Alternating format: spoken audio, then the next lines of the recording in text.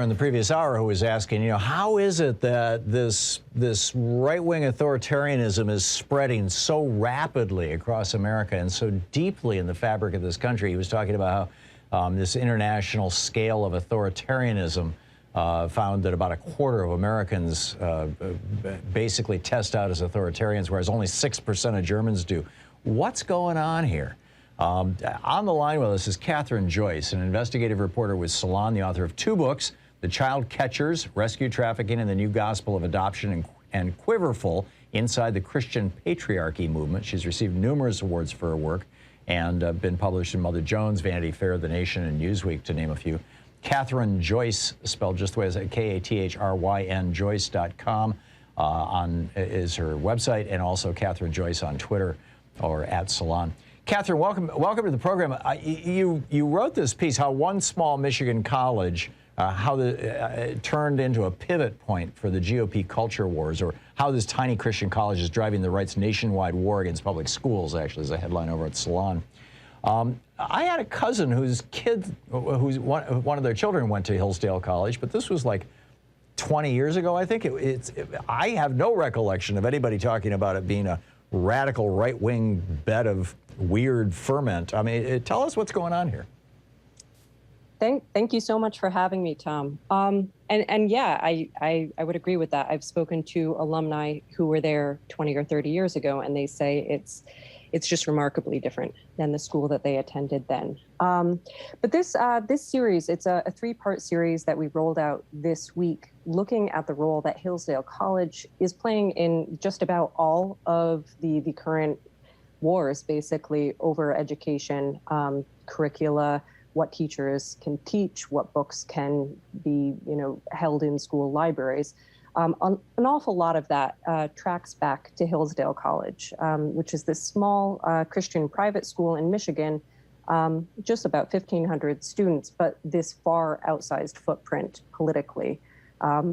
Back during the Trump administration, people referred to it as being a feeder school to the Trump administration because of how many of its alumni would end up finding positions as speechwriters or staff or attorneys within the administration or within the offices of Trump's allies on Capitol Hill.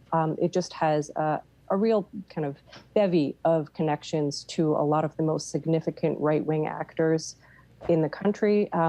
And what's flown under the radar is they also have a very big footprint in K-12 education as well. So it's not just higher ed. So you open this piece with the mood in Cosa Mesta, this is California, was upbeat at this school board meeting because because Hillsdale College had come in and helped set up or participated in creating a local charter school, the Orange County Classical Academy. Tell us about this. Yeah, absolutely. I mean, so it's California. It's also specifically Orange County, which for many decades has been a really significant part of the conservative movement. It was kind of Nixon's base back in the day. Yeah, they call it Nixon land for sure. But I think what's notable about this, it's not just any charter. This is a public school charter. This is a charter that is paid for with public tax dollars, that is drawing finances away from the regular public school system. But this charter school, it's one of dozens that Hillsdale has helped set up around the country that follow Hillsdale's curriculum, which is really focused on the idea of promoting Western civilization. Isn't that just code for white people? Well, this particular charter, Orange County Classical Academy, makes that more explicit than most. On their website, they talk about how we are mostly going to be reading white men because white men, as it so happens, created most of the best art and literature and science and philosophy in history. And so they're pretty unapologetic about that. They are also, leaning pretty hard into the culture war in a number of other ways. They fly a pro-police Thin Blue Lives flag at their school. They use a sex ed curriculum that is supposed to maximize parental involvement in practice. And an ACLU review found that means that it teaches that you know, LGBTQ students might outgrow their orientation or their gender identity, that women who have abortions are destroying themselves. So it's really a very conservative school that is focused on this idea of Western civilization on one hand, and this basically Christian nationalist presumption that the United States was founded on what they call Judeo-Christian principles. Judeo-Christian is, you know, religion scholars will tell you, not a real thing. In other words, the Bible, basically. Yeah, and, you know, a conservative Christian interpretation of it. Right, right, with the nasty Old Testament God in charge. How extensively, I mean, you know, you've got this one public charter in California. How extensive is this network or system, and where's the money coming from? Sure. So the system right now, you know, one of Hillsdale's initiatives is called the Barney Charter School Initiative, which they see as a means of redeeming public education by planting all these charter schools around. And so far, there are about 23 of those schools. There are about 53 schools in total that are, you know, either running as full charters or are using Hillsdale curriculum.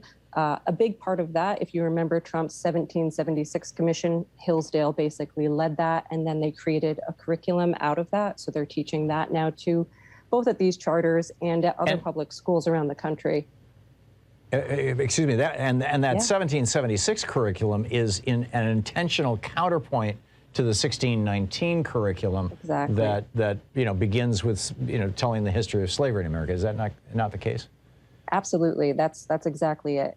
It's meant as a rebuttal to that work by the New York Times that was arguing we need to look at slavery as having played a much more foundational role in U.S. history.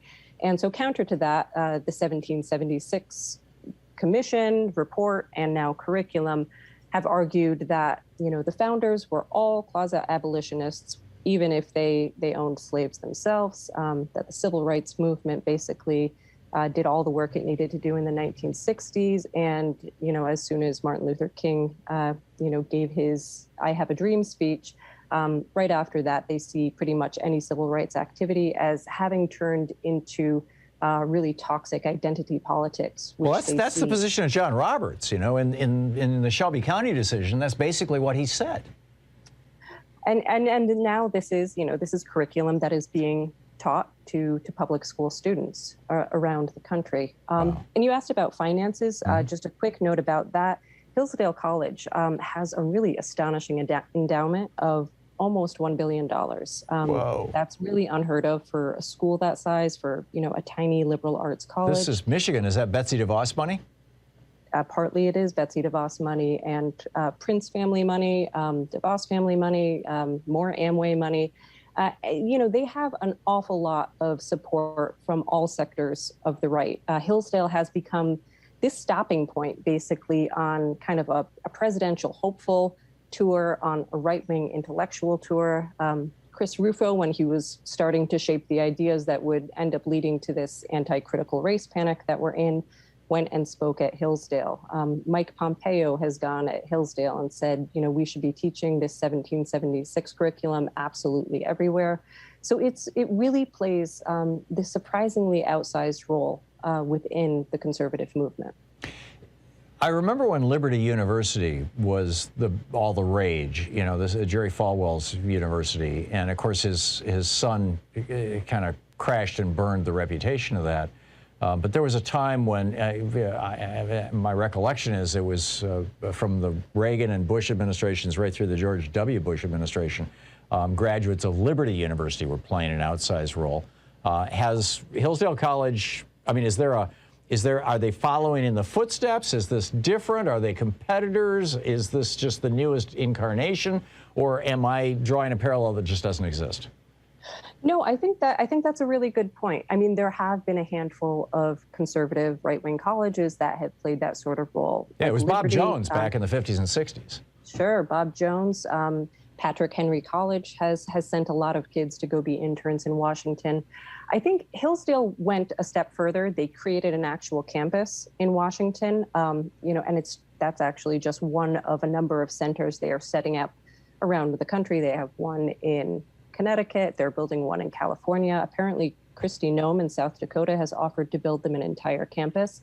But when they set up shop in Washington, D.C., which actually their campus was basically assembled and built with the help of Ginny Thomas, Clarence Thomas's wife, they just really doubled down on the connections that they have with, the biggest power players in the Republican Party. So there's this real back and forth. They ran a fellowship program with the Heritage Foundation and the Federalist Society to train senior level Washington staff. They end up having this revolving door that brings right-wing political leaders or staff into Hillsdale to end up teaching journalism or lecture on government and politics. Amazing. So they just have, I think, a deeper and bigger footprint than any of those other schools. We're talking with Kathryn Joyce about her new piece over at Salon, how this tiny Christian college is driving the right's nationwide war against public schools.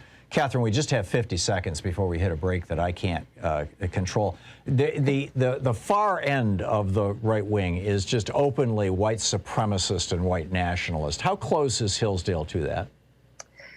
I mean, I think that, as somebody, one of my sources explained to me, what their main function is giving a very respectable intellectual veneer to what is otherwise, pretty rank right-wing ideology. They publish pieces saying that diversity is not a strength, it is a solvent that helps dissolve the nation, that birthright citizenship is wrong.